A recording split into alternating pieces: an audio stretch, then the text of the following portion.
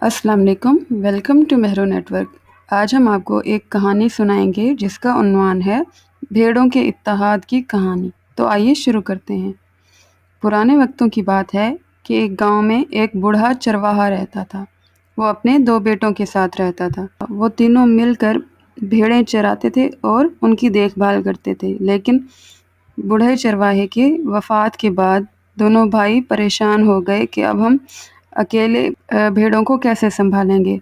उन्होंने सोच विचार की और बड़े भाई ने मशवरा दिया कि आधी भेड़ें तुम रख लो और आधी मैं रख लूँ। इस तरह हमें भेड़ों की देखभाल करने में आसानी होगी। भेड़ें आधी आधी करने के बावजूद भी भेड़ें फिर से इकट्ठी हो जाती थी। सुबह को जब वो उठते थे तो सारी भेड़ें एक ही जगह जमा हो जाती थी। इससे दोनों भाई बहुत परेशान हुए। उन्होंने फैसला किया कि हम भेड़ों को अलग-अलग खेत में लेकर जाएंगे कि बड़ा भाई अलग खेत में अपनी भेड़ें चराएगा और छोटा भाई अलग खेत में। लेकिन फिर से सारी भेड़ें एक ही खेत में जमा हो जाती थी। भेड़ों के इत्तेहाद को देखकर दोनों भाई बहुत परेशान हुए। यहाँ तक कि उन्होंने खेत के बाहर लकड़ी की बाड़ भी लगवा दी ताकि भेड़ें खेत से बाहर ना आ सकें। लेकिन भेड़ें फिर भी वो बाड़ फलांग कर एक ही खेत में इकट्ठी हो जाती थी। वो एक दूसरे से अलग नहीं हो सकती थी। वो सारी भेड़ें एक ही जगह पर जमा हो जाती थी। बेला आखिर अब बड़े भाई ने अपने खेत के बाहर एक दीवार लगवा दी ताकि दोनों भाइयों की भेड़ें अलग रह सकें और दीवार के आर पार ना जा सकें। लेकिन दरमियान में दीवार होने के बावजूद वो एक दूसरे को आवाज़ें देती रहती और एक दूसरे के पास जाने के लिए उन्होंने दीवार में टकरे मारनी, उस पर चढ़ना शुरू कर दिया। इस तरह काफ़ी भेड़ें ज़ख्मी भी हो गईं। इससे दोनों भाई बहुत परेशान हुए और वो सोचने लगे कि आखिर इनका क्या किया जाए, क्योंकि इस तरह तो हम भेड़ों को सही से नहीं संभाल सकेंगे। तो छोटे भाई ने मशवरा दिया कि क्यों ना हम इनको मुख्तलिफ रंग कर दें।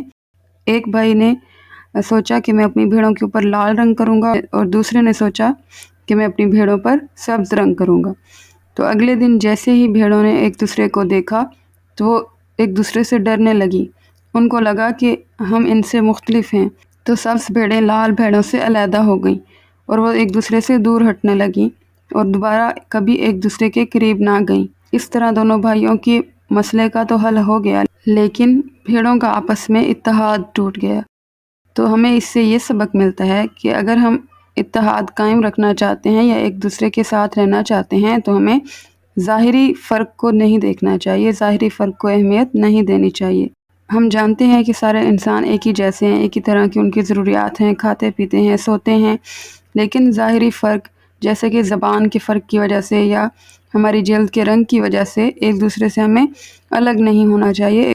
इस ज़ाहिरी फ़र्क की वजह से हमें एक दूसरे को मुख्तलिफ समझकर एक दूसरे से दूर नहीं भागना चाहिए, डरना नहीं चाहिए, बल्कि हमें ज़ाहिरी फ़र्क को भुलाकर इत्तेहाद पर तवज्जो देनी चाहिए कि ये तो ज़ाहिरी फ़र्क है, अंदर से तो हम सब एक ही जैसे हैं। उम्मीद है आपको ये कहानी अच्छी लगी होगी। मज़ीद कहानियाँ सुनने के लिए हमारे चैनल को सब्सक्राइब करें। Thank you for watching.